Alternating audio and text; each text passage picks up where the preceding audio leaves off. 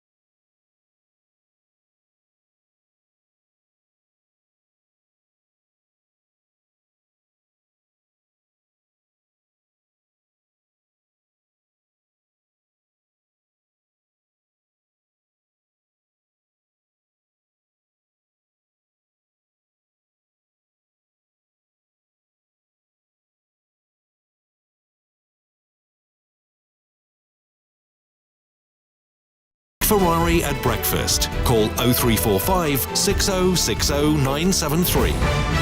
All right, we'll pick up on our conversation concerning quarantine. Delroy, you'll be the next caller on that. But are you old enough to remember when it was king coal? The whole nation depended on it. Thousands, possibly millions of people actually were involved in it, or certainly involving their families there would have been. How times have changed, of course. Now it has been relegated. It's a singularly non-green, environmentally unfriendly product, and the government is determined to bring its removal forward to 2024. To explain more, Business, Energy and Clean Growth Minister, and obviously Conservative MP too, Anne-Marie Trevelyan, who joins me now. When was the date, Minister? When was it scheduled? How are you going to bring it forward? What do you need to achieve? Good morning. Good morning, Nick. So back in 2017, we set a date in line, which was 2025, that there would be no more electricity generated from coal. Those power stations in that sector took up that challenge and have been very successful in either reaching the end of the coal-fired power station's life, or indeed for a place like Drax have changed to a biomass production. And of course, we have grown our renewable sector incredibly effectively. We are world leading. 29% of all offshore wind is UK. So we have really invested, and industry has taken up the challenge of building a renewable sector, which means that we can move more quickly away from coal, which is, as you say, the dirtiest of the fossil fuels in terms of carbon dioxide emissions, and as part of our world-leading commitment to making sure that we get to net zero by 2050, this is an area where we want to lead. We are able to do so. We are, of course, encouraging all those around the world to move in that direction as well. OK, well, good luck with that. While I have the benefit of you on the line, some other matters. Can you explain to me the thinking behind allowing business people into this country, foreign executives, and they won't have to quarantine in the regular way?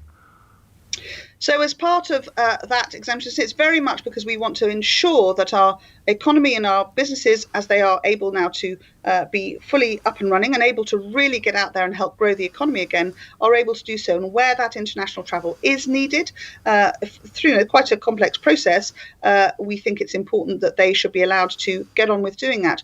those business leaders who are absolutely critical to the powerhouse of our economy need to be able to do that. So how do we determine someone's level of critical ability or critical need? How is that to be determined?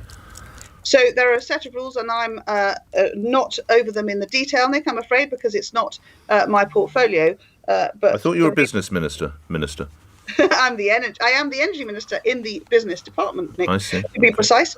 Okay. But I think it's very clear that the key, what we want to do, is to make sure that we are able to enable our businesses to do that. So, we have all done as best we can through the magic of technology over the last year. But as our people are all vaccinated and we are able to ensure their safety because they've had vaccinations, we are able to really open that up a little so that they can make sure that they get the best possible opportunities for our UK business. Okay.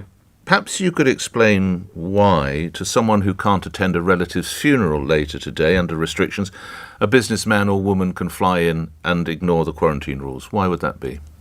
So it's not a matter of ignoring quarantine rules, it's specific exemptions, and they have to demonstrate that they've met them. All right, I'll use avoid then. Can avoid. Why someone can't go to Auntie's funeral later today, or Grandad's funeral, but a businessman or woman can come in and have exemptions granted to them. Explain that policy to my listeners. So those who are... it's wholly unfair, isn't it, Minister? Well, the challenge we have is continuing to make sure that we protect all our systems. The challenge you have, without being personal, is credibility. The challenge you face now is credibility. You have a health secretary who should have been fired on the spot, and he wasn't. He finally decided to quit. You have a prime minister trying to pretend that he fired the man when he didn't. Effectively, it is impossible to get sacked from your government. And now grieving relatives and parents who are forced to take time off work to look after children at school who are self-isolating watch as a businessman or woman flies in and avoids some of the quarantine regulations. And your government puts its name to it, does it, Minister? So, as I've said, it's very important that our economy is able to grow, and it's quite important that you go to your grandparents' funeral, Minister. Absolutely, and there are much less stringent limits. But in terms of I obviously hear what you're saying, those who are coming to and from other countries, there are still those limitations. Our mission is absolutely... Just so I know, under a Conservative government, a businessman is more important than attending your grand's funeral. Just so I know. That's the look under the Tories, is it? No, if there are... Yes, it is, Minister. Yes, it is. We have a multitude of requirements to balance. As you know, Nick, a government is a complex machine. And importantly, we want to make sure that How come a chief executive isn't struck by the virus, Minister? Explain that to me. I'm not a scientific person. A chief executive doesn't catch the virus, but someone else who's not board level does. That's interesting. How does the virus know? No, Nick, I would hope, unless they're very young, that a board member has now had their vaccination, and I would encourage all those who haven't yet done so to do so. I think it's really, really important part of protecting all our citizens, and we need to keep moving forwards and make sure that that is the key so that we are able to open up and be able to have, as you say, as much back to normal as possible, as quickly as possible. And I know that our new health secretary, Sajid Javid, is very focused on working with the health teams and with Number 10 to make sure that we achieve that. All right, just lastly, the Boardman review is out later today into the so-called lobbying row involving David Cameron, which is in the world of business. What do you think the former Prime Minister will be facing sanctions today, Minister? I'm afraid I can't comment on that, and we shall look forward to reading it later. Grateful for your time. Anne-Marie Trevelyan is Business, Energy and Clean Growth Minister and Conservative MP, appearing here on LBC where the time is 8:26. Let's come back to our quarantine conversation. Delroy's in Brixton. Delroy, you're on the radio. Good morning. Good morning, sir, and I'd just like to congratulate you on skewering that career politician beautifully. I don't think I did for a moment, but there we are. Just putting a couple of questions that my listeners need to ask. OK, how fair are these quarantine restrictions in your book, Delroy? In my book, Nick, they are totally, as you were quite inferring there, that she was refusing to, because she's reading from the auto cue that she provided. It's what I'm reminded of back in the day when we were all at school, when their syllabus actually meant something. We had